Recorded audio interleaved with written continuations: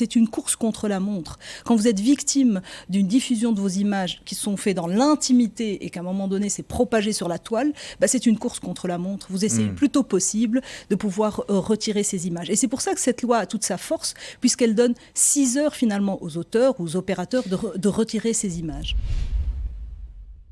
Il y a une loi qui est entrée en vigueur depuis le 1er juillet. Au niveau fédéral. Au niveau fédéral. Et donc cette loi qui a été initiée par Vanessa Matz vise finalement à sanctionner les auteurs qui diffusent des images sans le consentement des personnes concernées sur la toile.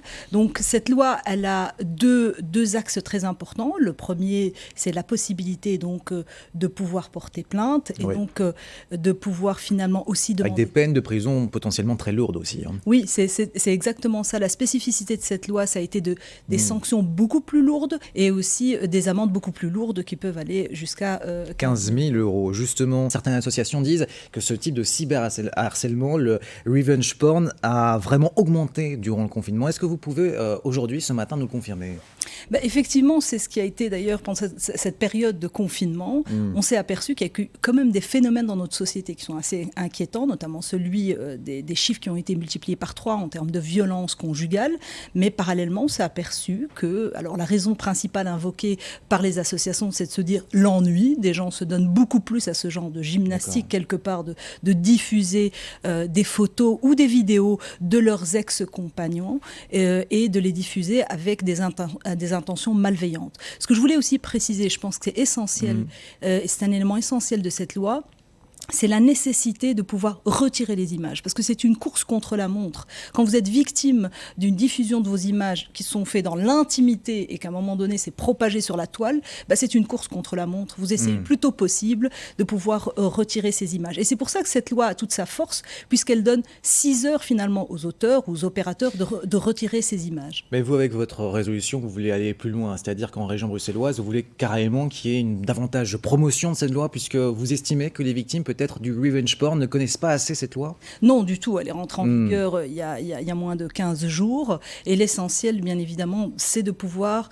décliner cette loi au niveau d'une région et de se dire d'abord, il faut informer, sensibiliser par rapport à ce phénomène qui est largement connu, mais il faut rappeler que ce phénomène existe et qui peut briser des personnes. La deuxième des choses, c'est de pouvoir former les acteurs de première ligne. Je parle, par exemple, les services d'aide à la jeunesse, des services d'aide aux victimes, les enseignants aussi. Je pense qu'il y a réellement un travail de sensibilisation à faire.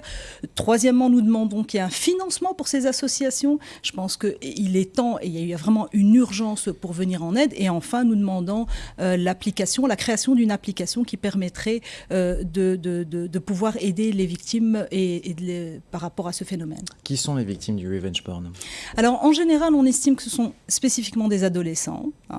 Alors que c'est là, en fait, pourquoi la proposition se veut aussi attirer l'attention sur les adultes. Une jeune femme qui sort d'un divorce, et vous avez un conjoint qui n'accepte pas la situation, qui est finalement, il n'y a pas que de la revanche, il y a aussi de la colère, et qui souhaite diffuser des images, parfois à ses collègues de travail, parfois. Enfin, l'objectif étant de ruiner la personne, de l'installer dans une situation inconfortable d'humiliation, et que cette personne finalement perde la face, et ça amène à des situations où des gens veulent quitter leur lieu de travail, ou en pire des cas, on arrive à des tentatives de suicide. On s'aperçoit souvent que ces victimes se sentent coupables, se disent finalement si ça arrive c'était moi, j'aurais pas dû, alors que ce n'est pas du tout la situation. Il faut toujours la peur du regard. La peur du regard, la honte, et puis de se dire mais pourquoi j'ai fait ça dans un moment d'intimité, pourquoi est-ce que ces images se retrouvent, et la suite est assez dramatique et les gens parfois ne souhaitent pas porter plainte, et c'est pour ça que pour moi la police, les acteurs de terrain, les acteurs aussi au niveau du monde de la jeunesse peuvent faire un travail essentiel. Ce sont des pratiques condamnables, il était essentiel que la législation puisse venir en aide aux victimes. Maintenant c'est à la région ou à la COCOF de décliner cette loi.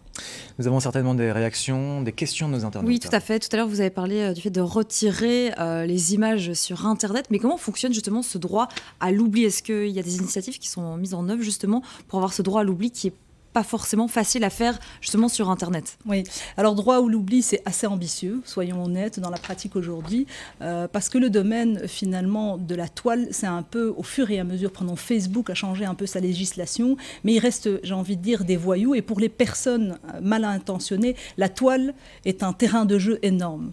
Et donc, si vous êtes exposé par rapport à cette situation, si vous êtes au courant que finalement les images sont diffusées, vous pouvez faire appel. Donc vous pouvez porter plainte et un président de tribunal de première instance peut condamner aussi bien évidemment les auteurs, mais aussi les diffuseurs ou les opérateurs et leur donner un délai de 6 heures. Alors pour certains, bien sûr, 6 heures, c'est court, mais c'est aussi long parce que parfois même l'auteur n'est plus propriétaire ou ne gère plus le site dont est utilisé.